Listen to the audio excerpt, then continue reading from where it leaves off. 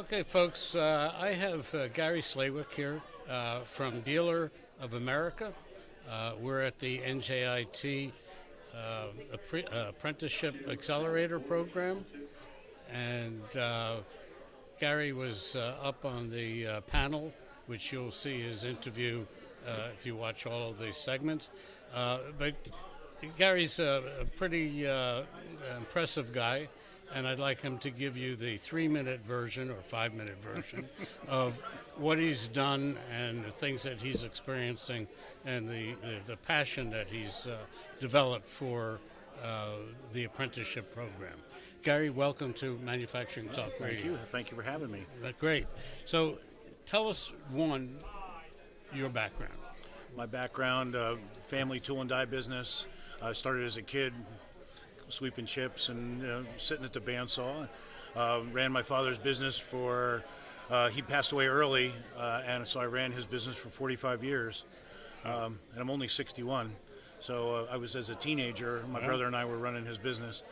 And then I worked in a few other shops, ended up in public education, taught in the local vocational high school for 25 years, machining, CNC. So 45 and 25 is 70. Well, I was simultaneously, working my father's business and teaching at the same time. Right. And then when I retired from that job, I was approached by Bihler to form a tool and die apprenticeship program. They had a passion for really supplementing their loss of that we have an aging workforce. Sure. Many guys are retiring as we speak, and those skills are lost forever if we don't try to train. It's almost too little too late in a sense. So I've been there now. This is my going to be 4 years coming up this spring, where I have had a registered apprenticeship program through the Department of Labor, and right now we have 5 full-time apprentices and 1 graduate who is now a journeyman, and we also have 2 summer interns who are still in high school, and we bring them in part-time over the summer to work, or I should say full-time over the summer, paid internship, and now they're returning to school in a couple of weeks, and they're either going to stay in school and approach us for a full-time job after graduation, or we're going to sponsor them for a cooperative education program where they would work half a day. They'd go to school, get their academics. The other half, they would come to work for us and still get school credit for working. So how is this transfer of knowledge working out for you? Oh, very well. Yes, company is happy. We're a fast-paced manufacturing company with a lot going on, very highly technical, and the busier we get, the shorter turnaround time we have. An engineer will come down and say, we need to build this right away. We got a customer coming in. And so I'll grab a couple of apprentices and hand them some drawings, and as a team we manufacture whatever it is we've been asked to do. And so far the company is quite impressed with the ability of these young people to hit the ground running, do the work, do it correctly in a timely manner, and kind of handling the pressures of having to, the short turnaround and things like that. When you were up on the panel earlier, I had asked a question which you responded to, and that was about the parents. Yes. And I see it, and my co-host Tim Grady, who's not here today, he sees it. We've been talking to people all over the country. And to me, it's very clear that parents need a new vision of the way they should be guiding their children into a career path. Because it doesn't work out economically with college. They may not like college. They may not want to go to college. They may not ready. Yeah. They're not ready for it. All of the reasons. But parents still do the pushing, and we have some people in our family that push their kids to college and wind up with a couple of $100,000 debt, and then they move still home. No job. Well, you can't get a job, but there's 700,000 manufacturing jobs available. So, well, I try to connect with the parents on every candidate we bring in. First of all, as I said on the panel, they're minors, they're new drivers. Chances are they're driving their parents' car on their parents' insurance. So I want the parents to be comfortable that we take it seriously. If they're off for school for bad weather, they don't have to come to work. We're not forcing them to come and work. We want them to work when they can, and get a feel for it, because not only are we evaluating them for their ability to handle the job and do the work, but they are, evaluating us. Is this the kind of company where I want to work? Is there a future here for me? And I want parents to hear that as well. Once the parents hear about the opportunities that we're providing college tuition, we're providing tools and other benefits besides the job and the training and all the other things. And when parents hear that, they're amazed that there's companies actually doing that and supporting these young people throughout their apprenticeship. And without the parents' support, we're not going to get it. And you're right. Parents are misinformed many times. They don't realize the opportunities. And the vocational system in this country is, I call it the Sputnik effect, because right in the early 60s, when Sputnik went up, late 50s, suddenly there was a huge push in this country to develop engineers, welders, machinists, toolmakers. And of course that has gone now, engineers. And as we go through the cyclical rotation of all the different careers that are popular or hot, which is currently IT, I guess, couldn't take that place right now. Toolmaking jobs and machining and CNC jobs are still some of the best jobs out there. Long-term security, good pay, room for advancement. And in spite of the negative stories you hear about offshoring and work going overseas, there's tons of work going on right here. Like I said, and they're all good jobs. And we want the young people to know about that. High school counselors are not necessarily in tune either. They're about as misinformed as parents are as far as guiding these young people into these careers. So I take it upon myself to inform the parents and guidance counselors when I visit schools about the benefits of the trade. And they say, well, some kids are meant for, and the perception still is, well, some kids go to college and some kids aren't made for college, so they go to work. Well, actually, that's misguided as well, because many of them are okay for college, you're just not ready yet. But you get them in the trades, they get a passion for what they're doing, and as I said earlier, suddenly they're willing to sit still in class. And now the money that they are spending on college is well spent, because these students are engaged in what's going on, and they see it as relevant to the trade that they're learning. About 2 years ago, we did our faux radio studio at Manufacturing Day at NJIT.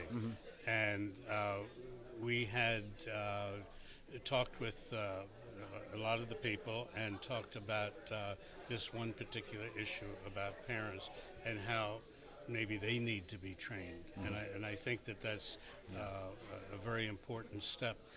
We did New Jersey Makers Day about 2 or 3 months ago, and there were 300 libraries throughout New Jersey that were open on Saturday morning to exhibit products and ideas and art and gizmos and electronic this, electronic that kids made.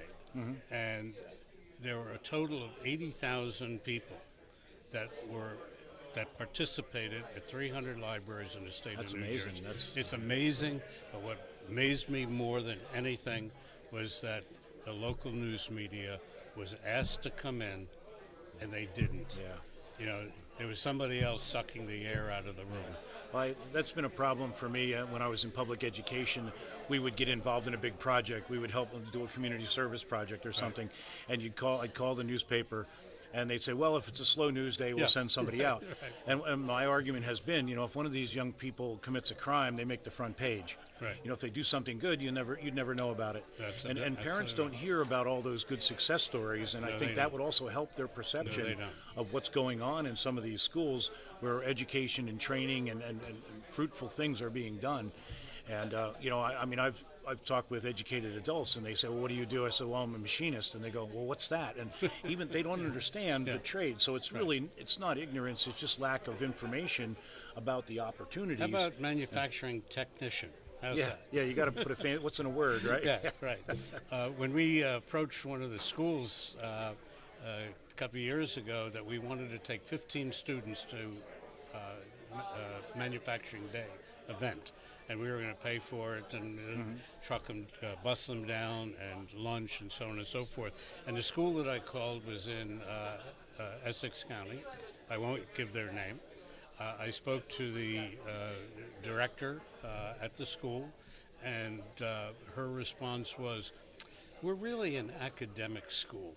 So we don't really have the 15 students that would enjoy coming to this. Because they're all going to college. Yeah. And I said, well, that's great. Meanwhile, 40% of them never graduate college, of the ones that go. Yeah, there's a very high attrition rate on college graduation. Sure. And again, I'm not saying they don't need college. I think we all could use some form of post-secondary training after high school, but it's the order in which you do it. And again, if you get into the trades, and it doesn't have to be machining, it could be carpentry, electricians, sheet metal workers run a fantastic apprenticeship program, the International Sheet Metal Workers Union, and they do all this training, and then these candidates are much more apt to succeed in a post-secondary environment once they have a vision for their future as far as what their trade or their skill is going to be. I don't know if anybody knows it, or many people know it. You take a welder, for example. You get your accreditation, and you can be earning $75,000, $80,000 coming out of the chute. And anywhere in the country too. Yeah, and if you like water, you can do underwater welding, and you could double that salary. Yeah. Right. It's a little bit more dangerous, but if you know what you're doing and you do it right and you're trained well, you can make a very handsome salary. A portable credential that gives students financial independence to go and live anywhere they want. Right. Doesn't have to be in the city. There was a time when if you were in machining or manufacturing, you had to live near an urban area where there was companies. But they're all over the place now. Sure. You can go anywhere and take your credentials with you, and you're not subject to stacking boxes in a factory or work in retail until you find a job. You will take your credentials out and find a job right away in the area that you've been trained to do, making better money and building your retirement and all those things sooner than you normally would. Well, Gary, I'm glad to see that ManufactureNJ's Apprentice Accelerator program is a hit today. Yes, and it is. I enjoyed talking to you as well as before. And let's talk sometime down the road, and we can talk more on the air about some of the things that you've done. Sure. Thank you very much for having me. I appreciate it very much. Right, thank you. Okay. Bye. Thanks for joining us on Manufacturing Talk Radio. If you'd like to be a guest on our show, contact us at info@mfgtalkradio.com.